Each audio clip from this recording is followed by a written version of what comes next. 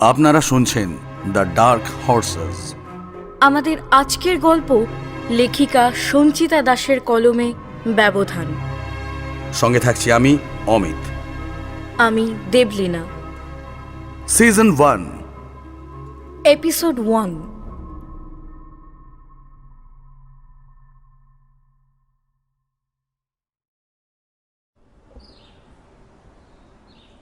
তরুণদা, আপনার লাখটাই খারাপ গো।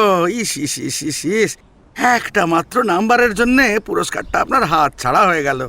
নাহলে আজকে আপনি 10 লাখ টাকার মালিক হতেন।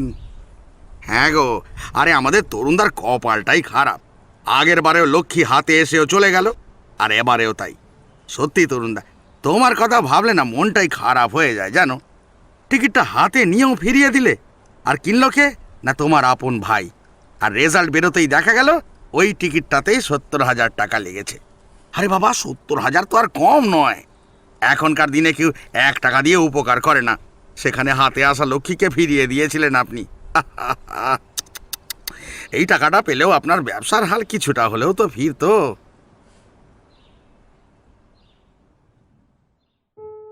তরুণ দে একজন ব্যবসায়ী।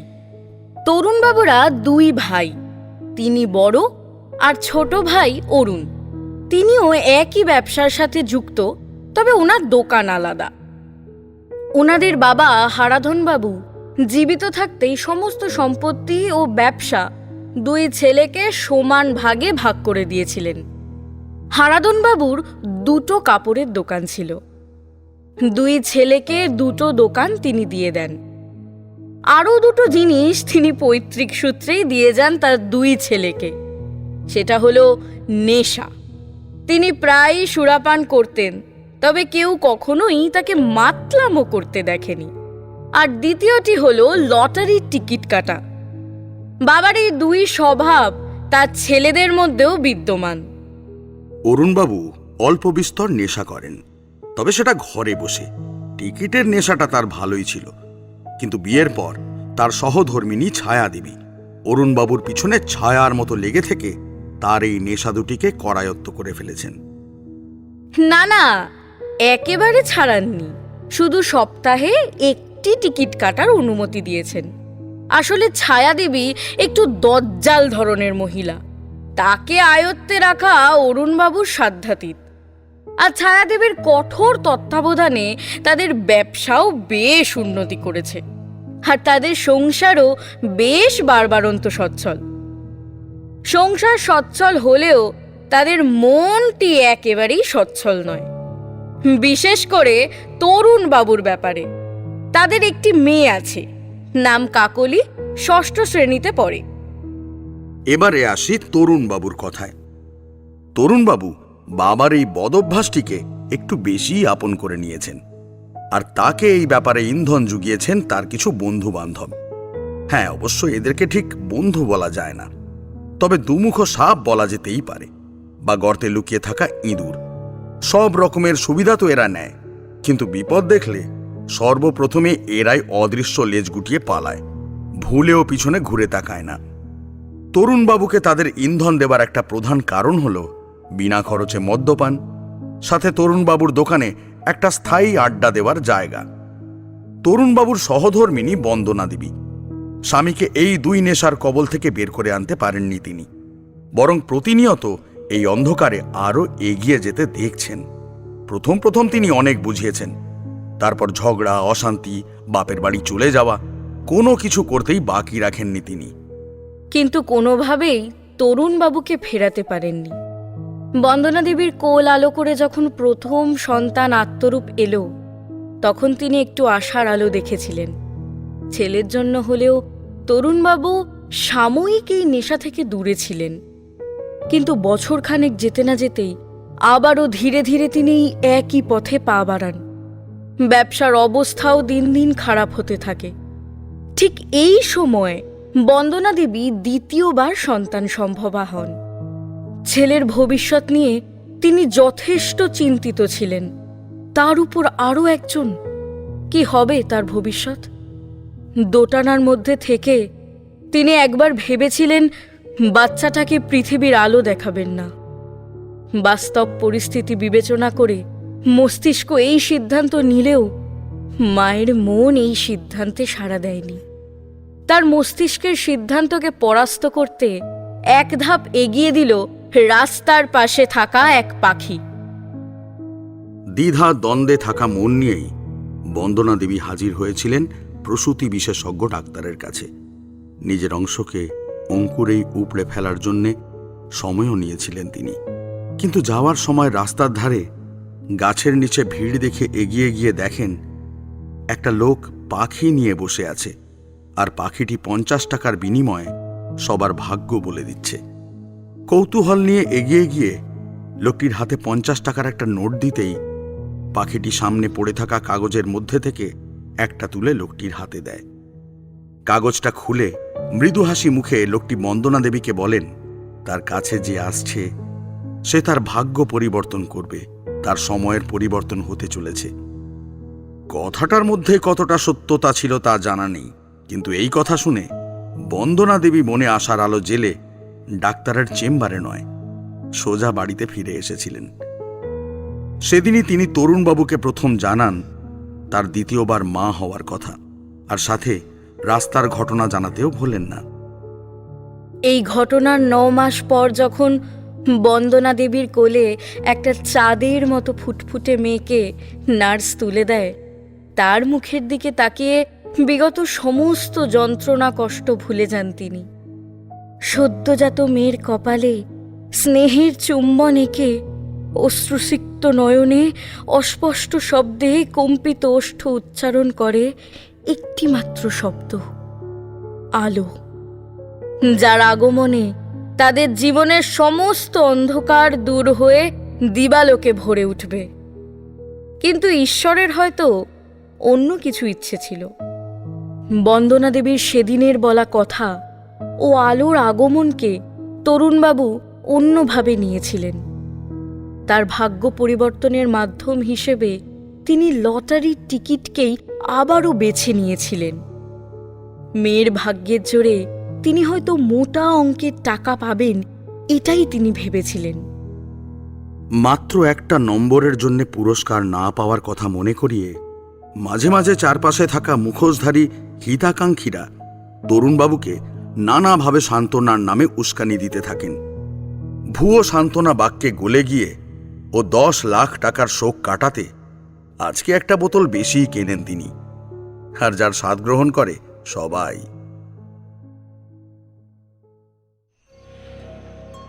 আলো এখন 4র্থ শ্রেণীতে পড়ে। নামের সাথে তার চেহারার খুব মিল। আলো আর আত্মরূপ পাশের ঘর থেকেই শুনতে পাচ্ছে তার বাবা মায়ের চিৎকার। এটা এখন নিত্য নৈমিত্তিক ঘটনা হয়ে দাঁড়িয়েছে তাদের বাড়িতে। মায়ের কড়া গলার কথা কানে আসতেই পড়া থেমে যায় ভাই বোনের। তোমার লজ্জা করে না? প্রতিদিন নেশা করে ছেলে মেয়েদের সামনে দিয়ে বাড়িতে আসো। ওদের উপরে কি প্রভাব পড়বে বুঝতে পারছো? তোমাকে দেখে তো 2 দিন পর তোমার ছেলেও ওই একই পথে হাঁটবে। তখন কি চাও তুমি? আমার ছেলেও তোমার মতো মাতাল আর জুয়ারি তৈরি হোক? নেশার ঘোরে তরুণবাবু ভালো করে দাঁড়াতে পর্যন্ত পারছেন না, বারবার পড়ে যাচ্ছেন। তবুও নিজেকে সোজা রাখার আপ্রাণ চেষ্টা চালিয়ে যাচ্ছেন। টালমাটাল তরুণবাবুর দিকে ঘৃণার দৃষ্টিতে তাকান বন্দনা দেবী। ছেলেমেয়ের মাইনের টাকা না দিয়ে তুমি বন্ধুদের ওই টাকার মদ খাইয়েছো। তোমার জন্য, শুধু তোমার গাফিলতির জন্য আজকের ব্যবসাটা লাটে উঠতে বসেছে। একবার ভেবে দেখেছো? এভাবে চললে আমাদের গাছতলাতেও ঠাঁই হবে না। কোথায় যাব ছেলে মেয়ে দুটোকে নিয়ে? নিজের ভাইকে দেখে তো একটু শিখতে পারো। ওদের সংসারে কত বারবারন্ত, আর আমাদের না খেতে পেয়ে মরার দিন আসতে চলেছে। হবে না, এভাবে হবে না। এই সোজা হয়ে দাঁড়াও, একদম টলবে না। যে জিনিস খেয়ে সামলাতে পারো না সেটা খাও কেন শুনি? এদিকে তাকাও, আমার কথা শোনো মন দিয়ে। আমাদের নিচের ঘরের জন্য একটা ভাড়া ঠিক হয়েছে। 2টো ঘর আর সামনের বারান্দাটা নিয়ে থাকবে। একটা ঘর আমাদের আর একটা ঘর তোমার ভাইয়ের। ভাড়াটা দুজনে না হয় অর্ধেক করে নেব। ইলেকট্রিক বিলের চিন্তাটা অন্তত করতে হবে না। আর কাল থেকে প্রতিদিন বিকেলে আমি দোকানে যাব, রাত পর্যন্ত থাকবো। সব হিসেব দেখে টাকা নিয়ে তারপর বাড়ি আসবো। তোমার ওই মাতাল বন্ধুগুলোকে বলো কাল থেকে আমাদের দোকানে কোনো আড্ডা হবে না, অন্য জায়গা দেখে নিতে। বুঝেছো? কানে ঢুকেছে আমার কথা? এখন কি গিলে আমাকে উদ্ধার করবে, না জল খেয়ে পেট ভরে গিয়েছে? বন্দনা দেবীর কথা তরুণবাবুর কান দিয়ে মাথায় কতটা ঢুকেছে বোঝা মুশকিল। কেননা তার কথা শেষ হতেই তরুণবাবু বিছানায় ধমাস করে পড়ে নেশার ঘরে জড়িয়ে পড়া কণ্ঠে বলতে শুরু করেন, এই কি হলো? 10 লাখ টাকা। কাল থেকে কোনো আড্ডা হবে না। আমার 10 লাখ।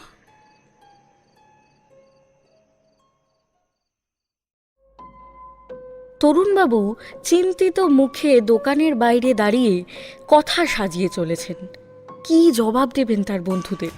কারণ দোকানের ভিতরে বন্দনা দেবী বসে আছেন। এখানে আজকে আসর কোনোভাবেই বসানো যাবে না। আগেও বেশ কয়েকবার দোকানে আসার কথা বললেও তা কাজে করেননি কখনো বন্দনা দেবী। তিনি একেবারেই ঘরোয়া মহিলা, সংসার নিয়ে থাকতেই পছন্দ করেন। আর আজকে সেই সংসার বাঁচাতেই তার দোকানে আগমন। গতকালকে বন্দনা দেবীর বলা কথাগুলোকে তরুণবাবু অন্যান্য বারের মতো ফাঁকা কলসির আওয়াজ ভেবেছিলেন, কিন্তু আজকে তরুণবাবুর চিরাচরিত ভাবনাকে মিথ্যে করে দিয়ে বিকেল হতেই দোকানে এসে হাজির হয়েছেন বন্দনা দেবী। আর শুধু হাজির হয়েই ক্ষান্ত থাকেননি, দোকানে কোথায় কি আছে, সকাল থেকে কত টাকার বিক্রি হয়েছে, তার সমস্ত কিছুর একটা হিসেব খাতায় লিখে নিয়েছেন। সন্ধ্যার একটু পরেই তরুণবাবুর বন্ধুরা নিজেদের কাজকর্ম সেরে এক এক করে আসতে শুরু করেন। তাদেরকে নানা রকমের কথা বলে তিনি বুঝিয়ে বলেন সেদিনটা যেন তারা অন্য কোনো জায়গায় বসে গল্প করে। দোকানে বন্দনা দেবীকে দেখে তারাও কোনো কথাবার্তা না বলে সেদিন অন্য একজনের দোকানের সামনে বসে আড্ডা দেয়। কিন্তু সমস্যা হয় অন্য জায়গায়। আজকে বন্দনা দেবী দোকানের বিক্রির সমস্ত টাকা নিজের কাছে রেখেছেন আর তরুণবাবুকে মাত্র 100 টাকা দিয়েছেন। একবার টাকার কথা বলতে গিয়েও বন্দনা দেবীর বক্রদৃষ্টির চাহনির সামনে আর কিচ্ছু বলতে পারেননি। বন্দনা দেবীর এই রূপ তরুণবাবুর কাছে একেবারেই নতুন। আজকে নিয়ে 4 দিন বন্দনা দেবী দোকানে আসছেন। তরুণবাবুর বন্ধুরা তাকে নানা রকমভাবে বুঝিয়ে চলেছেন যে মেয়েদের জায়গা বাড়ির ভিতরে, দোকান সামলানো তাদের কাজ নয়। এই কথাটা যেন তিনি তার বউকে বলে দোকানে আসতে বারণ করেন। স্কুলের জন্য তৈরি হয়ে আলো উপরের বারান্দার মাঝারি আকারের স্তম্ভের পিছনে দাঁড়িয়ে নিজের কার্যকলাপের দিকে তাকিয়ে আছে। সদর দরজা দিয়ে একটা একটা করে জিনিস ঢুকে ওদের নিচের ঘরটা দখল করেছে।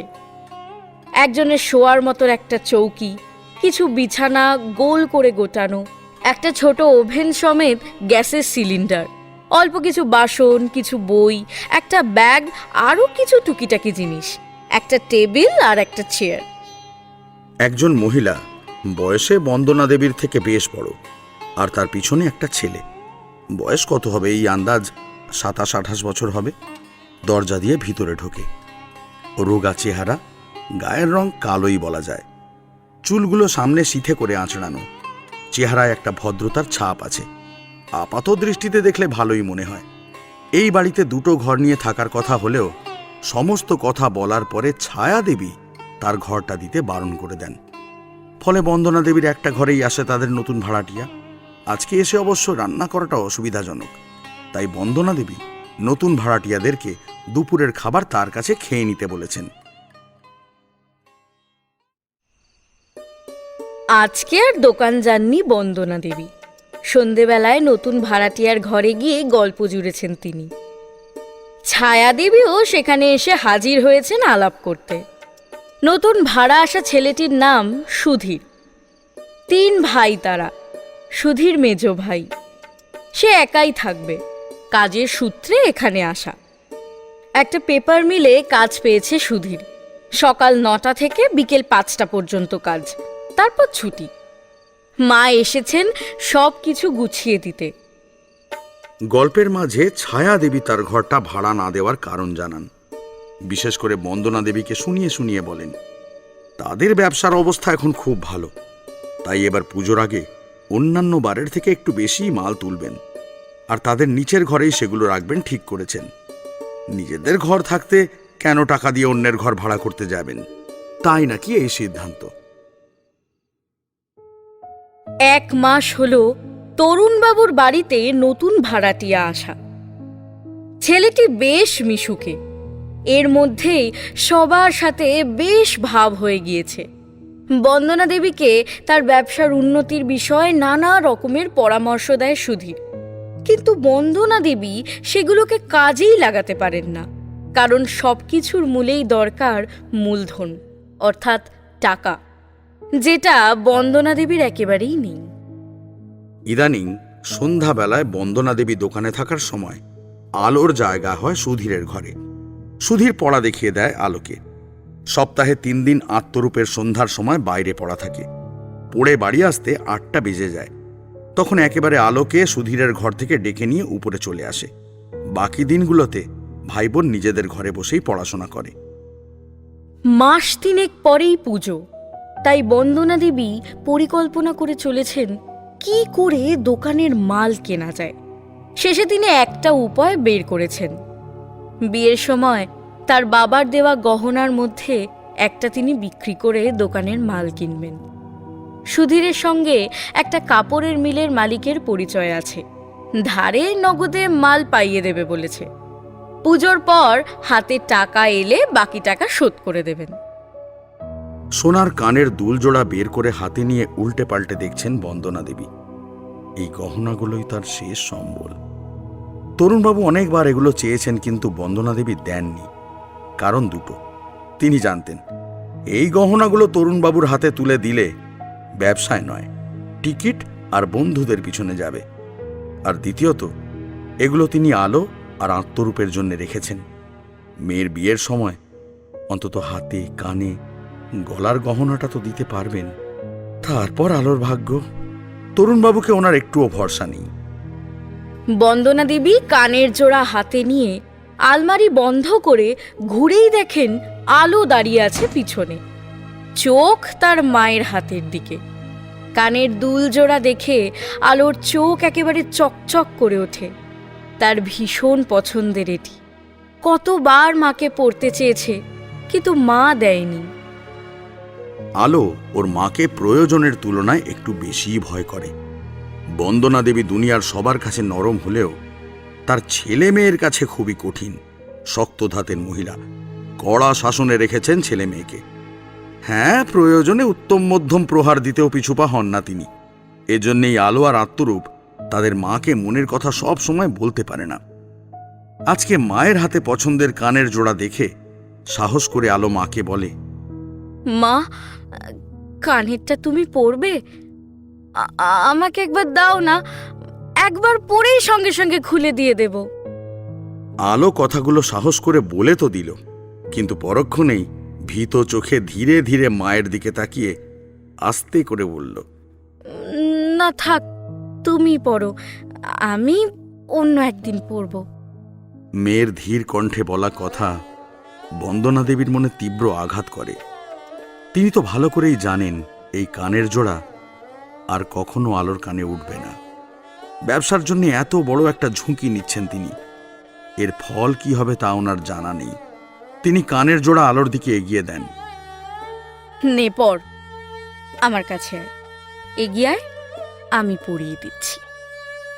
বন্দনা দেবী আলতো হাতে আলোর কান থেকে সরু রিং দুটো খুলে তার হাতে থাকা কানের জোড়া পরিয়ে দিয়ে মেয়ের মুখটা তুলে বলেন, খুব সুন্দর লাগছে তোকে, এখন পরে থাক, আমি রান্না করে এসে খুলে নেব। অনেকক্ষণ যাবৎ আলোর কোনো সাড়া শব্দ না পেয়ে বন্দনা দেবী রান্নাঘর থেকে বেরিয়ে তার ঘরে এসে দেখেন আলো নিজেকে আপাদ মস্তক একটা শাড়িতে পেঁচিয়ে আয়নার সামনে ঘুরে ঘুরে দেখছে, আর বারবার কানেরটা একটা আঙুল দিয়ে নেড়ে দুলিয়ে দিচ্ছে। আলোর ঘোরার সাথে সাথে মাটিতে পড়ে থাকা অর্ধেক শাড়ি তার পায়ে জড়িয়ে যাচ্ছে, কিন্তু আলোর সেদিকে কোনো খেয়াল নেই। পায়ে জড়িয়ে যাওয়া শাড়ি কোনো রকমে হাত দিয়ে ছাড়িয়ে নিয়ে আবার খেলায় মেতে উঠছে। বন্দনা দেবী কিছুক্ষণ দাঁড়িয়ে মেয়ের কাণ্ড দেখে হেসে এগিয়ে যান। মাকে দেখে আলো ভয়ে চুপ করে দাঁড়িয়ে পড়ে। হাতের মুঠোয় সামলে ধরা শাড়িটা ছেড়ে দিয়ে ভীত কণ্ঠে বলে, আমি গুছিয়ে রেখে দিচ্ছি, আর পরবো না। বন্দনা দেবী মেয়ের কথায় বেশ মজা পান। মনে মনে ভাবেন, তিনি ছেলে মেয়েকে কড়া শাসনে রেখে ভালোই করেছেন। তার ছেলে মেয়ে খুব বাধ্য, তাকে খুব ভয় পায়। হ্যাঁ, বাধ্য তার ছেলে মেয়ে। মাকে জিজ্ঞেস না করে কিছুই করে না। ভয় পায় ঠিকই, কিন্তু এই ভয়টাই যে তাকে তার মায়ের কাছ থেকে দূরে করে দিচ্ছে, এটা তিনি উপলব্ধি করতে পারেন না। তার প্রতি আলোর এই ভয়টা যে কোন পর্যায়ে, সেটা বুঝতেই পারেন না বন্দনা দেবী। আলোর কাছে গিয়ে শাড়িটা খুলে ঠিক করে পরিয়ে দেন তিনি। আলো চুপ করে দাঁড়িয়ে থাকে। মা বেরিয়ে যেতেই আলো আবার আয়নার সামনে দাঁড়িয়ে নিজেকে দেখে, কিন্তু একটুও ভালো লাগে না তার নিজেকে। কারণ আলোর তুলনায় শাড়িটা বেশ বড়, আর পেটের কাছে গিট দিয়ে পরার জন্য এবং অতগুলো কুচি গোজার জন্য পেটের কাছটা বড্ড উঁচু হয়ে আছে। একবার দরজার দিকে তাকিয়ে মুখটা ভার করে শাড়িটা খুলে নিজের যথাসাধ্য চেষ্টার পরেও যেভাবে শাড়ির ভাঁজটা করে রাখা ছিল, সেভাবে আর রাখতে সক্ষম হয় না। একদিক ধরতে আর একদিক হাত থেকে পড়ে যাচ্ছে। কোনো রকমে শাড়িটা গুটিয়ে আলনায় রেখে একবার মাকে রান্নাঘরে উকি দিয়ে দেখে ঘর থেকে বেরিয়ে যায়। ভোরবেলায় উঠে কোনো রকমে একটা তরকারি আর ভাত রান্না করে রেখেই সুধীরের সাথে রওনা দেন বন্দনা দেবী। ট্রেনে উঠে জানালার ধারে বসে টাকা থাকা ব্যাগটাকে কোলের উপরে রেখে চেপে ধরেন। বাঁশি বাজিয়ে ট্রেন রওনা দিতেই মনে মনে দুবার দুর্গা নাম স্মরণ করে ডান হাতটা কপালে ঠেকিয়ে আবার ব্যাগটাকে চেপে ধরেন, যা দেখে সুধীর মনে মনে হাসে।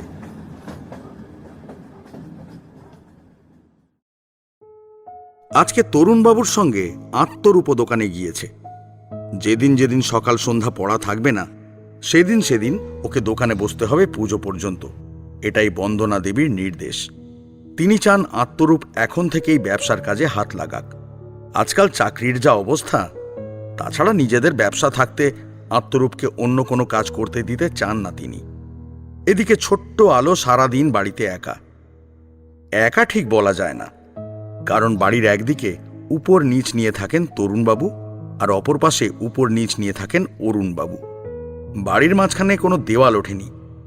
এখনো পর্যন্ত দুই পরিবার যাতায়াতের জন্য একটাই দরজা ও উপরে ওঠার জন্য একটাই সিঁড়ি ব্যবহার করেন।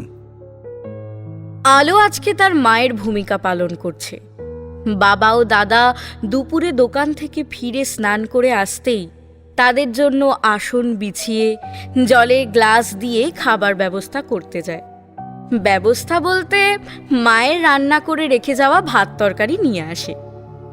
তরুণবাবু থালার দিকে তাকিয়ে কিঞ্চিত হেসে ফেলেন। ভাতগুলো থালার মাঝখানে একরকম ছড়িয়ে আছে। অনভিজ্ঞ হাতের কাজ দেখলেই বোঝা যাচ্ছে। তরকারির জায়গাটা গ্যাসের উপরে রেখে সদ্য গরম করা হয়েছে, কিন্তু আলো তা নামাতে পারছে না। বারবার সাঁড়াশিটা ঠিক করে ধরার চেষ্টা করছে। তরুণবাবু আলোর কাণ্ড দেখে উঠে দাঁড়ান। তুই সর, আমি নিয়ে যাচ্ছি। তুই বরং আরেকটা থালায় তোর ভাতটাও নিয়ে আয়, একসাথে খেয়ে নেব সবাই। আলো খুশি মনে ওর ভাত নিয়ে বাবা ও দাদার মাঝে বসে। খেতে খেতে অরুণবাবু বলেন, আরে আলো, বলছি সন্ধ্যেবেলায় তুই একা থাকতে পারবি তো?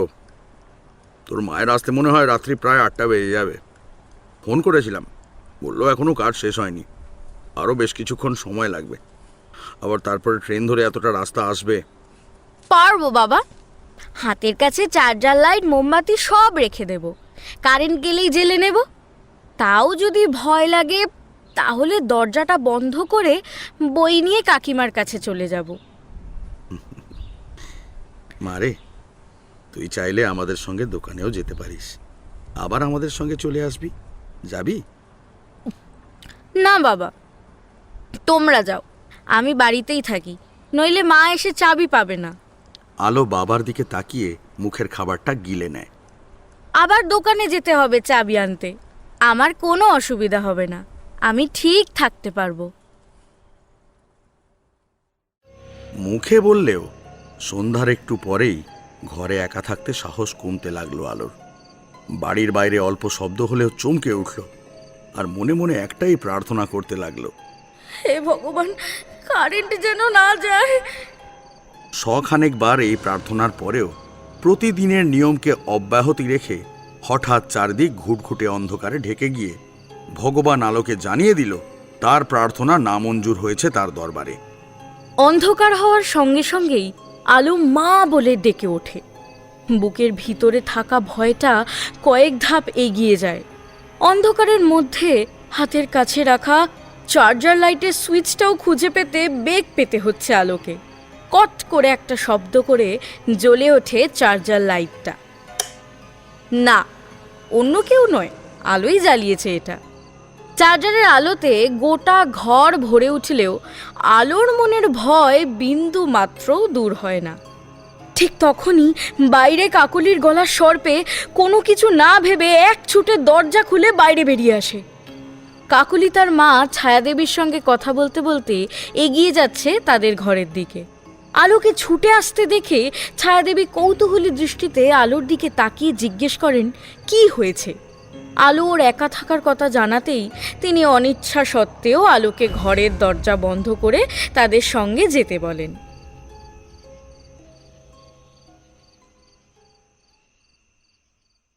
সকাল থেকেই মুখ ভার করে কাজ করে চলেছেন বন্দনা দেবী। আলো আর আত্মরূপ মায়ের থমথমে মুখ দেখে ভয়ে ভয়ে চুপচাপ নিজেদের কাজ করে চলেছে, কারণ ওরা জানে এখন একটু এদিক থেকে ওদিক হলেই মায়ের সমস্ত রাগ গিয়ে পড়বে তাদের উপরে। আত্মরূপ হয়তো বকা খেয়েই ছাড়া পেয়ে যাবে, কিন্তু প্রহার পড়বে আলোর পিঠে। ছোট হওয়ার এই জ্বালা, কেউ আদর বেশি পায় আর কেউ শাসন পায় বেশি। আলোর বরাতে দ্বিতীয়টা জুটেছে, আর জুটেছে শাসনের সাথে প্রহার বোনাস। বন্দনা দেবীর রাগের কারণ তরুণবাবু। গতকালকে বন্দনা দেবী রাত্রি 10টা নাগাদ বাড়িতে ঢুকতেই তার নাকে আসে পোড়া গন্ধ। ভিতরে এসে দেখেন তরুণবাবু বেহুশ হয়ে খাটে শুয়ে আছে, আর আত্মরূপ একটা কাপড়ের টুকরো ও বালতিতে জল নিয়ে ঘরের মেঝে পরিষ্কার করছে। পোড়া গন্ধের সাথে একটা বিশ্রী গন্ধ নাকে লাগতেই তিনি বুঝতে পারেন আজকে তার অনুপস্থিতির সুযোগ নিয়ে তরুণবাবু আবার ইচ্ছে মতো মদ খেয়েছেন, আর আত্মরূপ যেটা মুছছে সেটা তরুণবাবুর বমি। আত্মরূপ মায়ের দিকে একবার তাকিয়ে করুণ মুখ করে বাঁ হাতে নাকটা টিপে ধরে আবার ঘর পরিষ্কারে মন দেয়। বন্দনা দেবী ওখানে আর না দাঁড়িয়ে পোড়া গন্ধ অনুসরণ করে এগিয়ে যান রান্নাঘরের দিকে। গ্যাসের উপরে রাখা ভাতের হাঁড়ি থেকে ভাত উপচে পড়ছে গ্যাসের উপর। হাঁড়ির গায়ে ভাত আর ভাতের ফ্যান লেগে আছে, তার কিছুটা পুড়ে গিয়েছে আর কিছুটা ওভেনের উপরে পড়ে আছে। ছোট্ট আলো একটা পিঁড়ির উপরে দাঁড়িয়ে হাতা দিয়ে হাঁড়ির ভাত উপচে পড়া আটকানোর ব্যর্থ চেষ্টা করছে। হাঁড়িতে চালের পরিমাণ বেশি হওয়ায় এরকম হয়েছে। সব মিলিয়ে বাড়িতে একটা বিশ্রী পরিবেশের সৃষ্টি হয়েছে। বন্দনা দেবী তাড়াতাড়ি গিয়ে গ্যাসের ওভেনটা বন্ধ করে আলোকে বলেন, তুই যা, আমি দেখছি। আলো ভয়ে ভয়ে পিঁড়ি থেকে নেমে মায়ের কাছ থেকে একটু সরেই এক ছুটে রান্নাঘরের বাইরে চলে যায়। বন্দনা দেবী বাড়ির অবস্থা দেখে একটা দীর্ঘশ্বাস ফেলে নিজের ভাগ্যকে দোষ দিতে দিতে কাপড় পাল্টে এসে ক্লান্ত শরীর নিয়ে সব দিক সামলাতে শুরু করেন। সকাল থেকে তরুণবাবুর সঙ্গে একটা কথাও বলেননি বন্দনা দেবী। তরুণবাবু একবার কথা বলতে গিয়েছিলেন, কিন্তু বন্দনা দেবীর চায়ের কাপ নামানোর শব্দে তার মুখ থেকে আর শব্দ বেরোয়নি। চুপচাপ চা খেয়ে দোকানে চলে গিয়েছেন তিনি। এক মনে নিজের কাজ করে চলেছেন বন্দনা দেবী। ছোট্ট আলো মায়ের গম্ভীর মুখ দেখে একটু পরে বই তুলে রেখে ঘর ঝাঁট দেওয়ার জন্য ঝাড়ুটা তুলে নেয় হাতে। বন্দনা দেবী দেখেও আলোকে বারণ করেন না, বরং পাশের ঘরটা ঝাড়ু দিয়ে দিতে বলেন। মনে মনে ভাবেন, আলো একটু কাজ শিখলে ভালোই হবে, তার একটু চাপ কমবে। গয়না বিক্রির টাকায় আনা মালপত্রে দোকানটাকে সুন্দর করে সাজিয়ে তুলেছেন বন্দনা দেবী। গত 1 মাসে তার জীবনে অনেক কিছুর পরিবর্তন হয়েছে। সংসার নিয়ে থাকতে পছন্দ করা বন্দনা দেবী এখন সংসারের সাথে ব্যবসাও সামলান। শুধু বিকেলে নয়, রান্না করে 11টার সময়ও তিনি দোকানে যান। তরুণবাবুকে মাসিক কিছু হাত খরচ ছাড়া সমস্ত টাকা নিজের কাছে রাখেন। দোকানের কেনা বেচা খুব ভালো না হলেও মন্দও নয়। দোকানে মালপত্র আনাতে আগের থেকে খদ্দেরের পরিমাণ বেড়েছে। বন্দনা দেবীর সাথে আরও কয়েকজনের ভাগ্যের পরিবর্তন হয়েছে। তার মধ্যে একজন হল তরুণবাবু। দোকানে থাকলেও সবকিছু এখন বন্দনা দেবীর হাতে। তিনি এখন ইচ্ছামতো নেশা করতে পারেন না, আর বন্ধুদের সব আবদারও পূরণ করতে পারেন না। এজন্যে তাকে স্ত্রৈণ নামে ভূষিত করেছে তার স্বার্থান্বেষী বন্ধুরা। মাঝে মাঝে রাগ হলেও কিছু বলেন না তিনি। বন্দনা দেবী এত কষ্ট করে ব্যবসাটাকে দাঁড় করানোর চেষ্টা করেছেন দেখে তিনি নিজেকে আগের থেকে অনেক সংযত করে নিয়েছেন। এই করাটাই তিনি যদি আগে করতেন, তাহলে আজ বন্দনা দেবীকে দোকানে এসে বসতে হতো না। দ্বিতীয় হলো আত্মরূপ। মায়ের সঙ্গে দোকানে থেকে এখন দোকানের সব জিনিস কোনটা কোথায় রাখা আছে, কোন জিনিসের কত দাম, এই সবই তার নখদর্পণে। পড়ার পাশাপাশি ব্যবসাতেও বেশ মন তার। তৃতীয় হলো সুধীর। সে এখন এই বাড়ির একজন সদস্য হয়ে উঠেছে। প্রায় দিনই তাকে আর রান্না করতে হয় না, বন্দনা দেবী খাবার দিয়ে আসেন। চোখ বন্ধ করে বিশ্বাস করেন এখন সবাই সুধীরকে। সব শেষে হলো আলো। প্রতিদিন সকালে ঘরে ঝাড়ু দেওয়া এখন আলোর নিত্যদিনের কাজে পরিণত হয়েছে। এছাড়াও কিছু ছোট ছোট কাজ আলোকে করতে হয়, যেমন দোকানে যাওয়ার আগে ওর মায়ের কেচে রোদে শুকোতে দেওয়া জামা কাপড়গুলো স্কুল থেকে এসে তুলে আনা, নিজেই খাবার নিয়ে খাওয়া, ছোট জিনিসগুলো গুছিয়ে রাখা, বাবা দাদা খেতে বসার আগে তাদের জন্য আসন পেতে গ্লাসে জল দেওয়া, আর সন্ধে হলেই ঠাকুরের সামনে ধূপ দেখিয়ে বই নিয়ে সুধীরের কাছে পড়তে যাওয়া। এগুলো আলোর জীবনে ঘটে যাওয়া খুব ছোট ছোট পরিবর্তন। আর যে পরিবর্তন তার জীবনে আসতে চলেছে বা ঘটতে চলেছে, সে বিষয়ে কিন্তু সম্পূর্ণ অনভিজ্ঞ আলো। এই পরিবর্তন ছোট আলোর মন মস্তিষ্ককে নিয়ে গিয়ে দাঁড় করাবে এক বড় প্রশ্নের মুখে, যার উত্তর ছোট্ট আলোর শিশু মন পাবে কিনা সেটা বলা খুব মুশকিল। একই বৃক্ষের দুটি শাখা, তরুণবাবু আর অরুণবাবু। এই দুজনের উপর ভিত্তি করে দাঁড়িয়ে আছে তাদের দুটো পরিবার। একজন নেশাকে নয়, পরিবারকে বেশি প্রাধান্য দেওয়ায় তার সংসার আজকে সুন্দরভাবে এগিয়ে চলেছে। তার ব্যবসায় হয়েছে উন্নতি। অরুণবাবুর স্ত্রী ছায়াদেবী ঘর সংসার মেয়ে নিয়েই ব্যস্ত থাকেন। কাকলি পড়ার সাথে সাথে গানও শেখে। বাড়িতে শিক্ষক এসে গান শিখিয়ে যান। পড়ার মাস্টারমশাইও বাড়িতেই আসেন। পুজোতে 10টার কমে জামা হয় না কাকলির, আর ছায়াদেবীর নিত্য নতুন শাড়ি গয়না তো চলছেই। সব মিলিয়ে উচ্চ মধ্যবিত্ত পরিবার তার।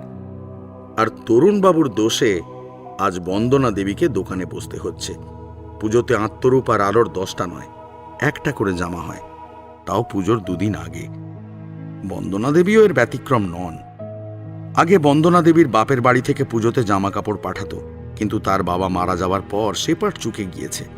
আলোকেও কাকুলির সঙ্গে গান শিখতে দিয়েছিলেন বন্দনা দেবী, কিন্তু আত্মরূপের উঁচু ক্লাসের মাস্টার দিতে গিয়ে আলোর গানটা বন্ধ হয়ে যায়। গানের প্রতি আলোর একাগ্রতা দেখে গানের মাস্টার বলেছিলেন তিনি আলোকে এমনিই গান শেখাবেন, কিন্তু ছায়া দেবী তাতে অমত করেন। তাছাড়া আলো কাকলির হারমোনিয়ামে গান অনুশীলন করত, যেটা ছায়া দেবীর মোটেই পছন্দ ছিল না। তারই ঘরে তারই কেনা হারমোনিয়ামে গান শিখে তারই মেয়ের থেকে আলো বেশি ভালো গান গাইছে, এটা তার হিংসুটে মন মেনে নিতে পারেনি।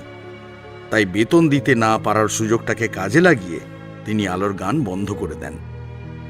সব মিলিয়ে একই বাড়িতে বসবাসকারী দুটো পরিবারের মধ্যে সব দিক দিয়েই বিস্তর ব্যবধান। আজ সারাদিন বৃষ্টির পর বিকেলের দিকে বৃষ্টিটা একটু ধরেছে। বৃষ্টির কারণে সারাদিন দোকানে সেরকম খদ্দের আসেনি, কিন্তু বিকেলে বৃষ্টি কমতেই বাজারে লোকের ঢল নামে। পুজো বলে কথা, এখানে এখনও কোনো শপিং মল তৈরি হয়নি, তাই দোকানগুলোতে বেচাকেনা বেশ ভালোই হয়। বন্দনা দেবী সুধীরকে ফোন করে বলেছেন তাদের আসতে আজ একটু দেরি হবে। তারা না আসা পর্যন্ত আলোকে যেন তার কাছেই রাখে। সন্ধ্যার সময় ঠাকুরকে ধূপ দেখানোর সময় আলোর কানে আসে কাকলের গানের শব্দ। তাড়াতাড়ি বই নিয়ে দরজা বন্ধ করে ছুটে যায় কাকিমার ঘরের দিকে। যাবার সময় বইয়ের ব্যাগটা তাদের দরজার সামনে নামিয়ে রেখে যায়। আলো কাকলির পাশে বসে গান শুনছে, শোনার সাথে মাঝে মাঝে গলাও মেলাচ্ছে। গানের শিক্ষক কান্তিবাবু কাকলিকে বলেন আলোর মতো করে গাইতে। এতে কাকলি বেশ অসন্তুষ্ট হয়। আলোর দিকে বিরক্তি ভরে তাকিয়ে বলে, তুই মায়ের কাছে যা, তোকে মা ডেকেছিল, কি যেন একটা বলবে বলছিল তোকে। কাকলির চেহারা দেখে আলোর আর ওখানে থাকার সাহস হয় না। মাস্টার মশাইয়ের দিকে একবার করুণ চোখে তাকিয়ে উঠে রান্নাঘরে ছায়াদেবীর কাছে যায়। কাকিমা, তুমি আমাকে ডেকেছিলে? ছায়াদেবী চায়ের কাপটা একটা প্লেটে বসিয়ে আলোর হাতে ধরিয়ে দেন। হ্যাঁ, এনে এটা গানের স্যারকে দিয়ে আয়, তারপর বলছি। আলো গরম চায়ের কাপ সমেত প্লেটটা দু হাতে ধরে ধীর পায়ে গিয়ে স্যারকে দিয়ে আবার ছায়াদেবীর কাছে দাঁড়ায়। তিনি আলোর দিকে তাকিয়ে একটা ছোট্ট বাটি এগিয়ে দেন। তা তুই তো এখন বেশ টুকটাক ঘরের কাজ করিস দেখি।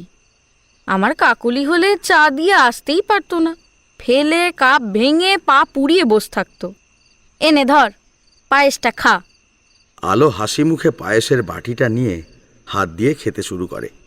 ছায়াদেবী আলোর খাওয়া দেখে বলেন, এই কেমন হয়েছে রে খেতে? খুব ভালো হয়েছে কাকিমা। হ্যাঁ, তা তো হবেই, কাজু কিশমিশ দেয়া আছে না। আমি দুটো কাজু আর একটা কিশমিশ পেয়েছি। ছায়াদেবী পায়েসের জায়গাটা ঢাকা দিয়ে আলোকে জিজ্ঞেস করেন, তা তোর মা কবে পায়েস করেছিল রে? মনে নেই কাকিমা, অনেক দিন আগে একবার করেছিল। ভালো জিনিস করব বললেই তো আর হলো না, খরচ আছে তো। তা হ্যাঁ রে আলু, তুই এখন প্রতিদিন সন্ধেবেলায় ওই সুধীরের কাছে পড়িস না রে? আলো বাটিতে থাকা শেষ পায়েসটুকু মুখে তুলে নেয়। হ্যাঁ কাকিমা, আমি এখন সুধীর কাকুর কাছেই পড়ি। খুব ভালো পড়ায় জানো, চাকরি পাওয়ার আগে সুধীর কাকু তো পড়াতো। এরপর ছায়াদেবী আলোকে একটার পর একটা প্রশ্ন করে যান, আর আলো যেটুকু জানে সহজ সরলভাবে সবকিছুই বলতে থাকে ছায়াদেবীকে। এমনকি নিজেদের ঘরের কথা যা জানতো ছায়াদেবীর প্রশ্নের উত্তরে সেগুলোও গড় গড় করে বলে দেয়। সব শোনার পর ছায়াদেবী আলোকে বলেন, আলো, তোকে একটা কথা বলি, হ্যাঁ, কাকুলি যখন গান শিখবে না, তুই তখন আসবি না কেমন? ও খুব অমনোযোগী হয়ে পড়ে তুই এলে।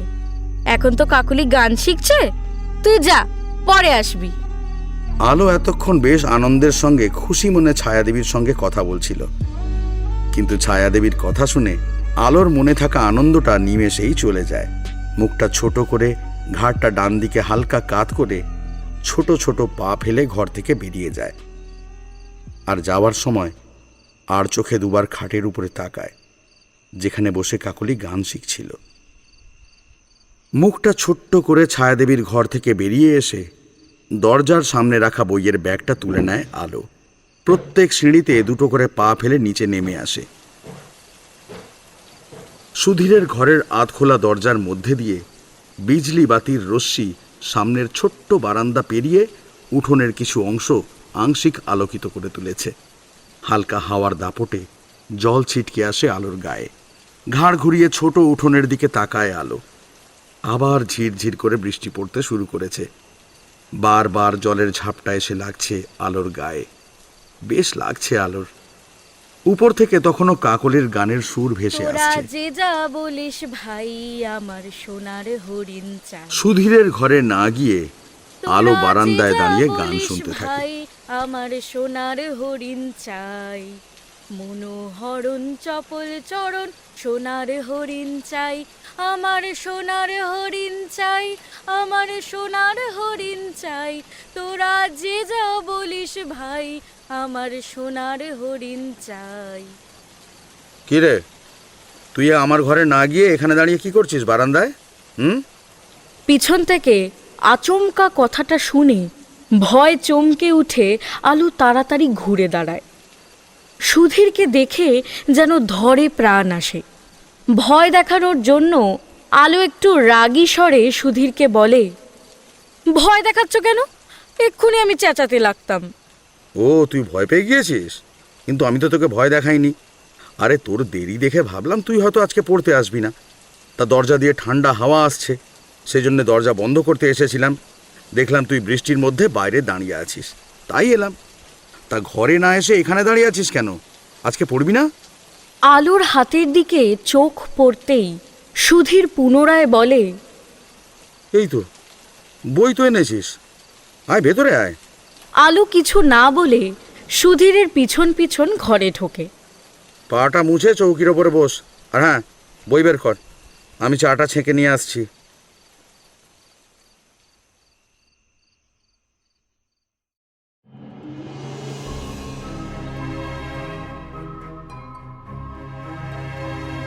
এতক্ষণ আপনারা শুনছিলেন সঞ্চিতা দাসের কলমে ব্যবধান। যদি গল্পটি আপনাদের ভালো লাগে তাহলে চ্যানেলটিকে সাবস্ক্রাইব করবেন, পাশে থাকা বেল আইকনটি প্রেস করে দেবেন এবং শুনতে থাকবেন দ্য ডার্ক হর্সেস।